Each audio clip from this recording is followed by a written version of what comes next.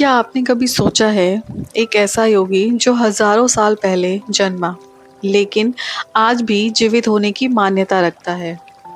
एक ऐसे महर्षि जिसने मृत्यु को भी चुनौती दी और योगी की शक्ति से पूरी दुनिया को चौंका दिया। आज हम बात करने जा रहे हैं गोरखनाथ की और उनके पवित्र स्थान गोरखनाथ मंदिर के रहस्य की। समय था जब धरती पर अधर्म बढ़ रहा था, मनुष्य अपनी असली उद्देश्य से भटक चुका था। तभी हिमालय की गुफाओं में एक महान योगी तपस्या कर रहे थे। वो थे मत्स्येंद्रनाथ। कहा जाता है मत्स्येंद्रनाथ को स्वयं भगवान शिव ने योग और तंत्र का गुप्त ज्ञान दिया था। लेकिन इस ज्ञान को आगे बढ़ाने के लिए उन्हें चाहिए था योग्य शिष्य। एक दिन मत्स्येंद्रनाथ एक गांव में पहुंचे। वहां उन्होंने देखा एक स्त्री बहुत दुखी थी क्योंकि उनकी कोई संतान नहीं थी। तब मत्स्येंद्रनाथ ने उन्हें एक पवित्र भस्म राख दी और कहा, इसे ग्रहण करो, तुम्हें पुत्र की प्राप्ति होगी। लेकिन समाज के डर से वो स्त्री ने उस भस्म को फेंक दिया। समय बीतता गया और फिर एक दिन उसी स्थान से एक दिव्य बालक प्रकट हुआ।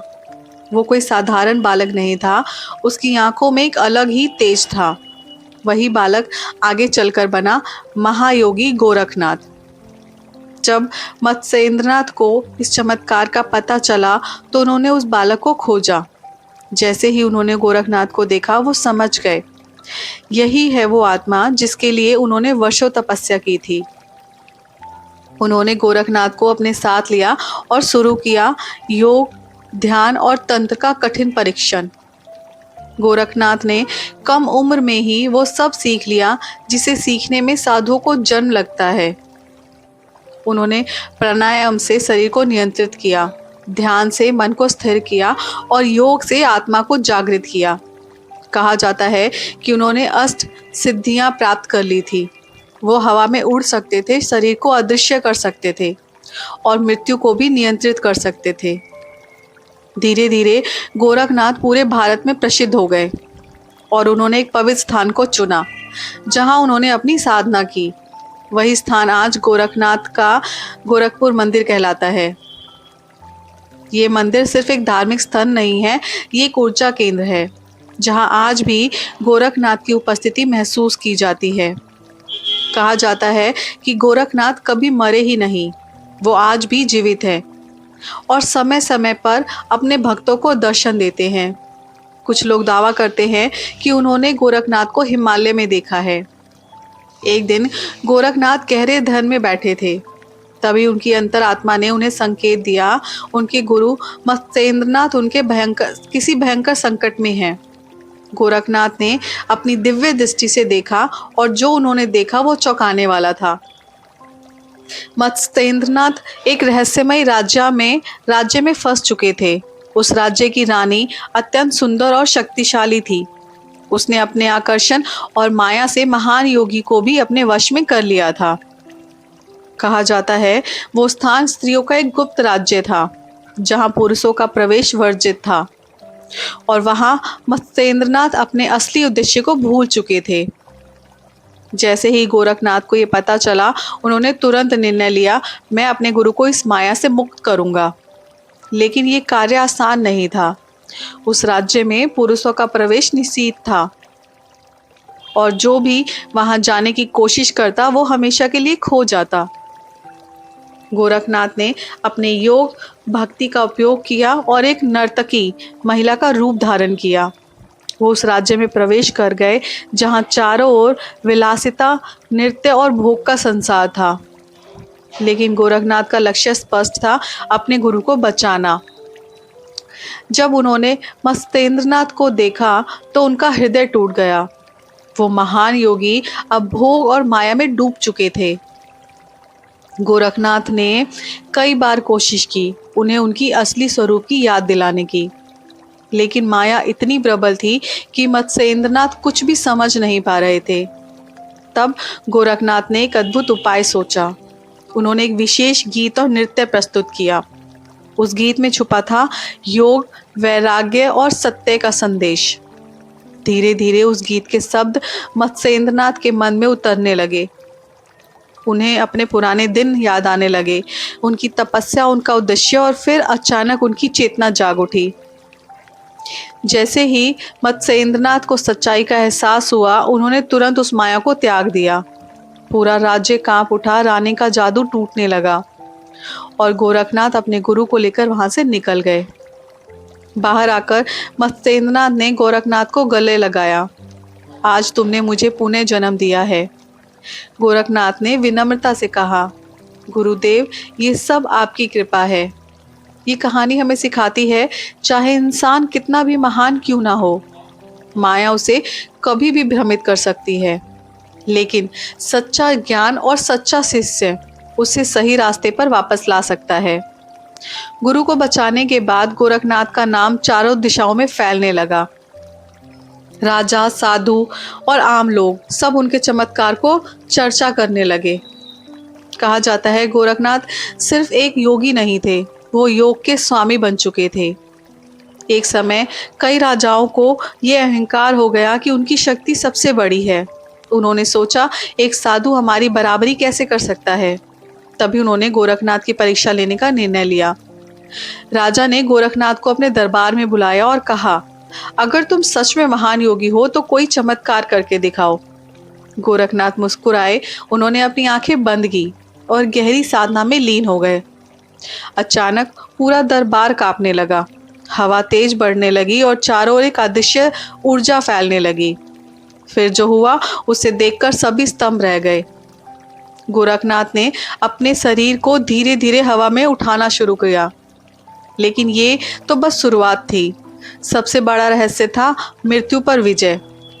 कहा जाता है कि गोरखनाथ ने काया सिद्धि प्राप्त कर ली थी, यानी वो अपने शरीर को अमर बना सकते थे। वो जब चाहे अपने शरीर को त्याग सकते थे और फिर से प्रकट हो सकते थे। इसलिए बहुत से लोग मानते हैं गोरखनाथ आज भी जीवित है। कई साधु और योगी दावा करते हैं उन्होंने गोरखनाथ को हिमालय की गुफाओं में देखा।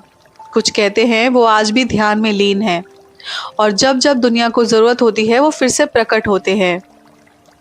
आज भी गोरखनाथ मंदिर में एक अलग ही ऊर्जा महसूस होती है। वहाँ की धुनी अग्नि कभी बुझती नहीं और लोग मानते हैं कि ये वहाँ गोरखनाथ की शक्ति आज भी मौजूद है। एक छोटे से गांव में चारों ओर सन्नाटा था। एक युवा लड़का अचानक मर गया था। पूरा परिवार रो रहा था, माँ बेसुध हो चुकी थी। गांव वाले कह रहे थे अब कुछ नहीं हो सकता, लेकिन तभी वहां एक योगी पहुंचे। वो थे गोरखनाथ। गांव वालों ने गोरखनाथ को घेर लिया।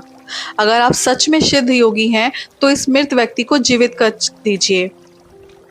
ये कोई साधारण बात नहीं थी, मृत्यु को हराना, प्रकृति के नियम को बदलना। लेकिन गोरखनाथ शांत हो थे। गोरखनाथ उस मृत शरीर के पास बैठे, उन्होंने अपनी आंखें बंद की और गहरी ध्यान अवस्था में चले गए। चारों ओर सन्नाटा छा गया, हवा भी जैसे थम गई हो। कुछ देर बाद उन्होंने अपने हाथ उस शरीर पर रखा।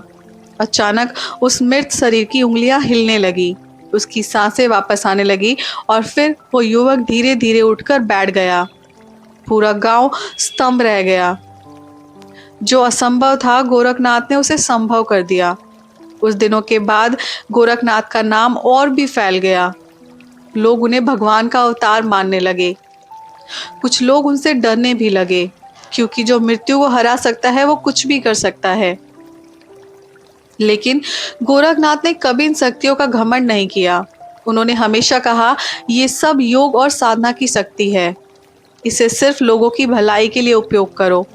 उन्होंने लोगों को सिखाया सच्चा ज्ञान, संयम और आत्मनियंत्रण।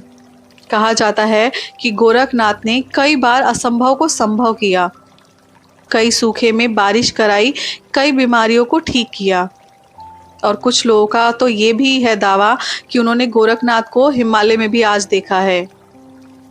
गोरखनाथ सिर्फ चमत्कार दिखाने के लिए नहीं आए थे, उनका असली उद्देश्य था मानव जीवन को सही दिशा दिखाना। उन्होंने लोगों को सिखाया मन को जीतना ही सबसे बड़ा विजय है। जो खुद को जान ले वही सच्चा योगी है। कहा जाता है एक दिन गोरखनाथ अचानक सब कुछ छोड़कर गहरी साधना में लीन हो गए। लोगों ने सोचा अब उनका अंत समय आ गया है, लेकिन जो हुआ वो आज तक एक रहस्य है। कहा जाता है गोरखनाथ ने अपने शरीर को त्यागा नहीं, बल्कि वो अचानक अदृश्य हो गए। ना कोई शरीर मिला, ना कोई अंतिम संस्कार हुआ, बस वो कहीं गायब हो गए। कई साधु संत और योगी मानते हैं गोरखनाथ आज भी जीवित है। कुछ कहते हैं वो हिमालय की गुफाओं में तपस्या कर रहे हैं।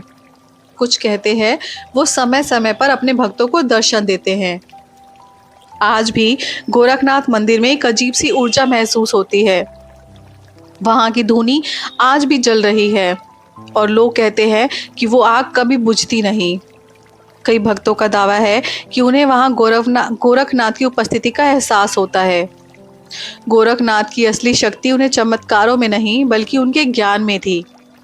उन्होंने हमें सिखाया अपने मन को नियंत्रित करो, अपनी इच्छाओं पर विजय पाओ और अपने असली स्वरूप को पहचानो, क्योंकि जो खुद को जीत लेता है वही सच्चा योगी बनता है।